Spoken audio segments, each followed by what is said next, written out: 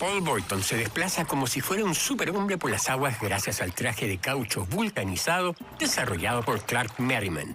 Este traje le permitía a Boyton permanecer con su cuerpo seco en mitad del agua, impulsándose solo por un par de remos y en algunos momentos por una pequeña vela.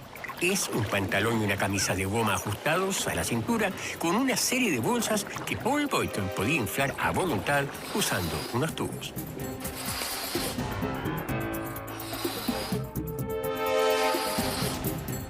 El traje permitía que Boyton navegara acostado, pero inflando y desinflando podía quedar de medio cuerpo. Este afiche lo muestra cuando era la estrella del famoso circo Burnham. Pareciera tener poderes sobrenaturales y que caminara sobre el agua. Pues bien, ¿cómo él permanecía seco en este traje? Muy simple. Tenía una camisa y un pantalón ajustados que le permitían una impermeabilidad absoluta. Y para desplazarse, bueno, 2 remos y en algunos casos una pequeña vela.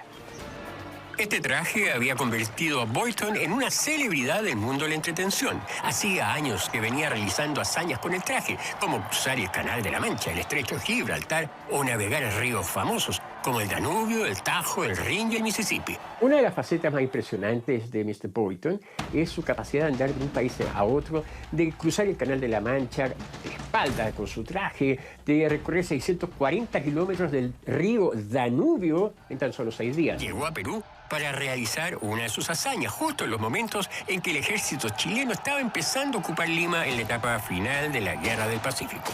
Al comenzar el conflicto entre Perú y Bolivia contra Chile, gobernaba el general Mariano Ignacio Prado. Cuando llegó Paul Boyton a Perú, la guerra en el mar estaba prácticamente definida, pero al presidente peruano le seguía incomodando el bloqueo que las naves chilenas ejercían sobre el Callao, impidiéndole recibir suministros, alimentos, armamento y otros recursos vitales para poder continuar con el conflicto. Entonces, la función que tenía que cumplir Boyton era justamente la de intentar romper este bloqueo. Ahora el presidente peruano Nicolás de Pierola le ofreció a Boyton $100.000 por cada nave chilena destruida, cifras siderales de dinero por utilizar su traje y sus habilidades para atacar silenciosamente los buques chilenos que tenían bloqueado el puerto del Callao. El plan parecía perfecto. Boyton, protegido por la oscuridad, con su traje remaría hasta llegar al costado del Huáscar, uno de los barcos que bloqueaba el puerto del Callao, ahora de la Armada chilena. Sin que nadie supiera cómo, sería impactado por un torpedo venido de quizás dónde y se iría al fondo del mar. Boyton volvía a entrar en un conflicto bélico, pero ahora con su traje. A los 15 años había participado en la Guerra de Secesión norteamericana. Después combatió en México por Benito Juárez y peleó al lado de los franceses contra Prusia en la Guerra franco-prusiana. Paul Boyton fue un personaje típico de su época, un aventurero que se involucró en la Guerra de Secesión, en la Guerra franco-prusiana, en la Guerra Civil de México. Fue traficante de armas en esa misma guerra. También se dedicó al tráfico de diamantes en Sudáfrica. Tuvo negocios en Estados Unidos y finalmente terminó por estos lados participando en una guerra que le era absolutamente ajena. Sin embargo, la noche que Boyton decide atacar al Huáscar, la escuadra chilena se había retirado del Callao. Boyton, frustrado, se va entonces hacia la playa arrastrando el torpedo que no pudo utilizar. Al tocar tierra, era detenido por las tropas chilenas.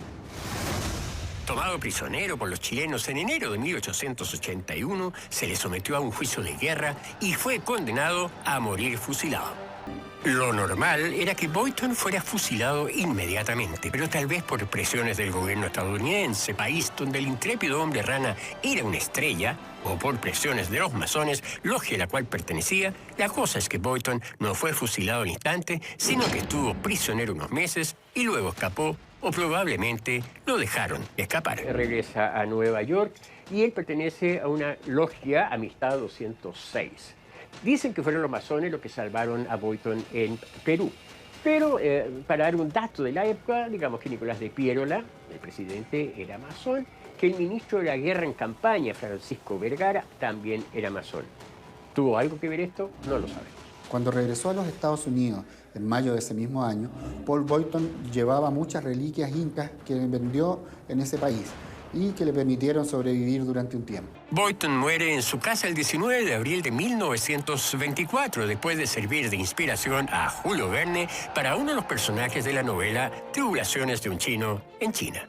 En la historia de Chile, del Perú y de Bolivia, Paul Boyton pasó injustamente al olvido porque su plan en la Guerra del Pacífico se frustró. Sin embargo, su nombre en el mundo de las hazañas acuáticas ha quedado para siempre como el hombre con un traje que le permitió desafiar las aguas en todo el mundo, ganándose el nombre del intrépido hombre rana.